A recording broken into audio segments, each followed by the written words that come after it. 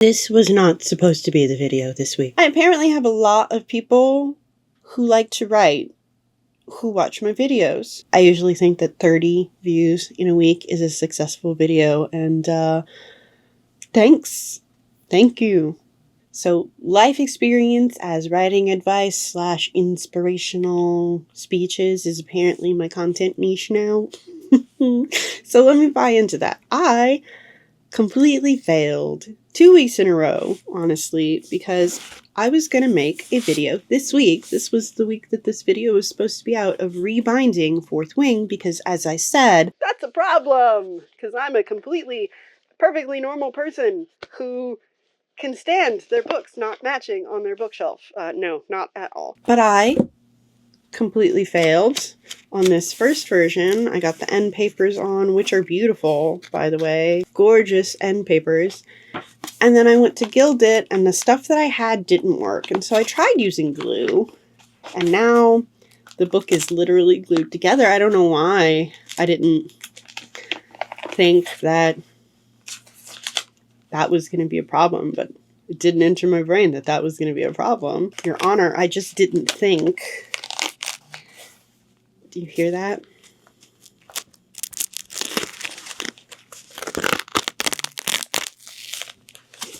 So this text block is ruined.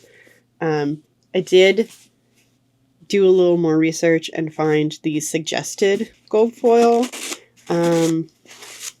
But even on this one, like if I do this, it flakes off really, really badly. So I did it again. I didn't realize that it flaked off so badly. I didn't run thorough scientific tests like I should have.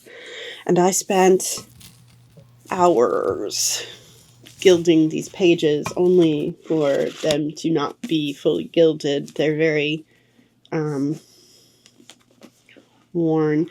And maybe someday I'll come back to this project and decide to rebind it and like make it weathered and fit with the worn gilding on the pages. But not right now, because I have other things. There's a lot on my plate right now. So this is getting shelved. And it'll marinate, because I think that's what we should do with failures. I think we should let them marinate. I think we should let them cook. Learn from the thing, but don't let it destroy us. And that's hard. We're all former gifted kids here. I understand. Failure is the end of the world. If we cannot perform at least a 95%, which is an A in all of the classes that I was in, then the world is over. If we don't win, then we lose. And then we're terrible people. That's not true, but it feels like it is. Every single time something goes astray, failure is important. We don't learn anything when we do things correctly. It's only through failing, making those mistakes, that our brains go, oh, that's the wrong way. We don't learn by doing things right. We learn by doing them wrong. And I know for many of us that there's like this trauma that if we were not perfect, if we were not a shining example of whatever it is we were doing, then we were worth nothing. And that's not true. I know that me just saying that's not true doesn't help you feel like it's not true, but I just need you to sit in the box of the rule with me that that's not true. That's the first thing that I need you to accept, is that failing doesn't make you bad. Failing doesn't make you not enough. Failing doesn't make you less. Your worth is not dependent on your success to fail ratio. You have intrinsic worth, and failing at a thing, especially a new thing. I've never bound books before. Like, okay, I, in kindergarten, made some, like, picture albums for my teachers, but that's not this. Bookbinding is an art that people practice for years and years. For me to think that I am going to be amazing at it the very first time I do it That's a delusion, all right? And every time we start something new and we think, I'm going to rock at this, that's a delusion. And it's okay to be a little delulu, but we have to have at least one foot on the ground and know that failure is always an option and failure is not bad. That's very important. Say it with me, please. Failure is not bad. It is only through failure that we become better. How is this writing advice? Hear me out. In the same way that failure is necessary in real life for us to learn, failure is necessary in a story, because when you really look at it, our own lives are just a collection of stories that we tell. We are perceiving the world and interpreting the things that we empirically observe to create some sort of narrative. That's why we think that people don't like us, or, we ascribe intentions to a lot of things that people do that don't really have those intentions. That's our storytelling minds. We live through stories. We don't want to live through the same kind of stories that we write, though, because boy, do we put our characters through hell. And there is a space for fluff fiction. Don't get me wrong. There is just sometimes you just want to curl up with a cozy little book about an ice skater and a hockey player who don't want to admit that they are falling in love with each other, but they're really perfect for each other. And yeah, I'm talking about that book. But most fiction can't be fluff because it doesn't retain the attention of the reader. You have to have suspense. And in order to have suspense, you have to have your characters fail. You have to put them through challenges. Honestly, the try-fail cycle is one of the simplest mechanic things that you can put in your novel, but it is one that will have some of the most impact. You try a thing, you fail. You try a thing, you fail. You try a thing, and maybe you succeed the third time, but you never succeed the first time.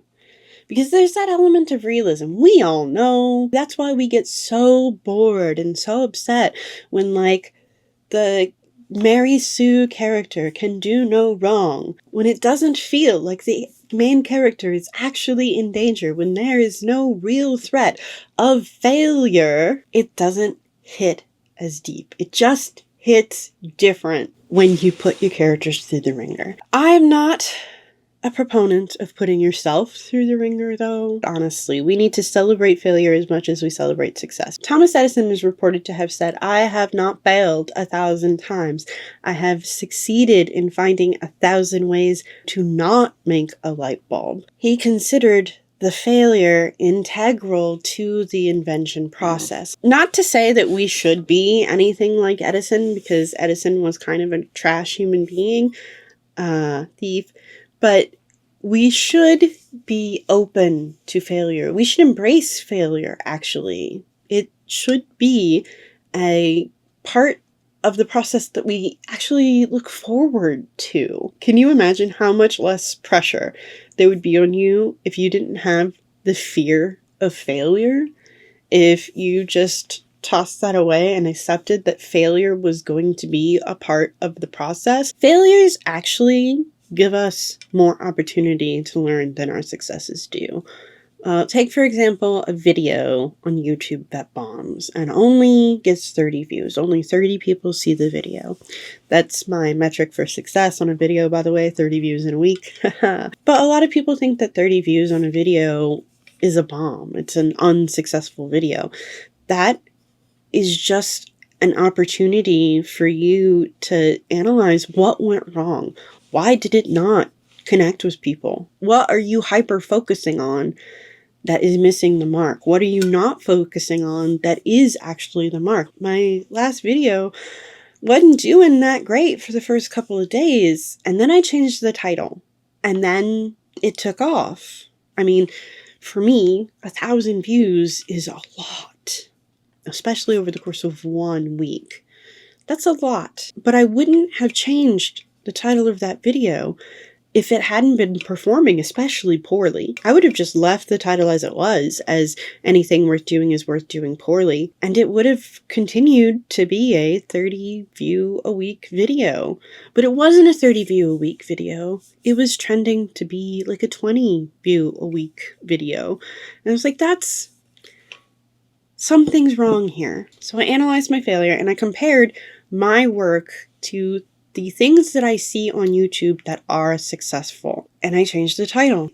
And it had an immediate impact. Failure is important. Writers are often told that they're going to get more rejections on their work than they think is humanly possible. That you should be prepared for rejection after rejection after rejection after rejection. It's just a part of the gig. I think that we don't understand just how deep that is, because it's a very simple thing to say, is get used to rejection. But there's a deep-seated fear for most of us of being rejected. And that, probably hooks into our ancient survival instincts that we must be part of the group or we're going to die because we're alone. Everybody does better when everybody does better. But I really, really think that if we approach failure differently, failure should be seen as an opportunity to learn. Failure should be seen as an opportunity to introduce suspense. The plot needs suspense. The plot needs your characters, your main characters, to fail. Not all the time, but a lot of the time. We have to have that journey of growth in the writing and also in real life. This whole experience needs to mean something, right? Just like when we're reading a book, there should be nothing in the story that doesn't matter. So I invite you to embrace your failures. I know how hard it is. Look at me. Look at me. I know how hard it is. Trust. But we can't let it crush us. We can't let it be the end of the world. So if you have some rejection-sensitive dysphoria, that makes that extra hard. This is what I do when I fail. I think about kitty cats. Kitty cats curled up in a beam of sunlight with the little paw in front of their face with the toe beans on display. Oh, it's the cutest thing. And it's really hard to want the ground to open up and swallow me whole when I'm thinking about toe beans. I have been conditioned to say that it sounds kind of dumb, but I don't think it's dumb at all. I think it's an amazing tactic. You just gotta jar your hypothalamus out of the fight, flight, freeze, fawn response that it's in because of your failure and look to where you can learn. Figure out what in your failure was actually a success. I found out that although these heat-activated foil things all look the same, they're not. I found out that the edges on a commercially published book are not always perfect. This is not a perfectly level cut. It's not perfectly even. There are hills and valleys on the topology of this book. Think about that for a second. We think that because we pay money to somebody who does it professionally that it needs to be perfect. Not even the professionals do things perfectly. They have failures. I have heard that there was some quality control issues with the second book in this series. They didn't let it be the end of the world. Rebecca Yarros is still making money hand over fist, and now, like I called it, there's going to be a TV series about these books. Seek not necessarily to fail, but seek to learn from your failures. Have your characters learn from their failures. We want to have stories about triumphing, but not all the time, because then it's too easy. We don't want to read about a Mary Sue or Gary Stu who does everything perfectly the first time that they do that. That takes any iota of us having identified with the character and throws it away, because we're not perfect. We fail. We are fallible mortals. We're gonna mess things up. Your characters should mess things up, not arbitrarily, but where it makes the plot better, where it gives you the angle to increase suspense. Be liberal with the failure of varying levels too. Like you've got to have a build and release, tension and release, tension and release. And every time you ratchet, that tension should go up a little more. A small failure in the beginning, a middle failure, a big failure, and then at the climax, we failed so many times, but we learn from that failure and then we get to finally succeed. That's where the payoff is. This past week, I started my stream with Tiny Glade, which is cute. It's adorable. It's beautiful. You get to build yourself a little town. But there's no challenges. There's no accomplishments. There's no achievements. There's nothing to unlock. There are no goals. I got bored, and I changed to a different game. When I play Stardew Valley, and I play with cheats on, I get bored. When I play Stardew Valley without cheats on, man, it's a lot harder of a game, and it's a lot more of a grind, but I do find it way more rewarding. Why is that? Why is that? Approach your writing, approach your life, approach all the things that you do with a growth mindset that says, if I fail, I will analyze that failure. I will reflect upon it and figure out what it is that failure is teaching me. This bookbinding experience was a learning experience. And it may be because this is like the first time I've done this and I'm just making beginner mistakes. But I didn't let it get me down. Honestly, I took a minute to be bummed. I took a minute to feel bad about how much money I had spent on this project that could have gone to something else. 70 pieces of money is a lot of pieces of money, okay? But in the end, there is a price to pay for everything we do. And, $70 and 6 hours of my time to learn that I should probably be putting my time elsewhere to get more fulfillment and enjoyment out of things. I had to pay that price because I thought that this would be fun.